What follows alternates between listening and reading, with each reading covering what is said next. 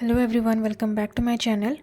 Today let's understand a very important topic in DevOps, that is blue-green deployment, which is very frequently asked in the DevOps engineer interviews. So let's understand.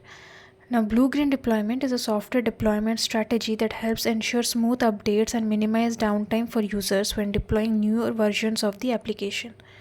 Let's understand this with a simple explanation. So first point is two identical environments. You have two identical environments, one is blue and one is green. Blue one is the current or the live version. The traffic is going to the blue one, and the other is the green version, the new version where we want to deploy the application with the changes. Second point is initial state. When you first launch your application, the blue environment is live, meaning the users are using the blue environment and the traffic is already going to the blue environment. Third point is deploying to green. You make the updates or changes to your application and then deploy it to the green environment. The green environment is not live yet. The traffic is still going to the blue.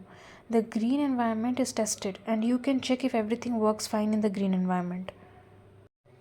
The third point is switching the traffic. Once the green environment is ready and tested, you switch the traffic from the blue to green. Now the green environment is live and users start using it, the new version of the application. The next point is rollback option. Now if something goes wrong with the green environment, you can easily switch back to the blue environment because it's still running and unaffected by the changes. This allows you to quickly roll back without causing much disruption.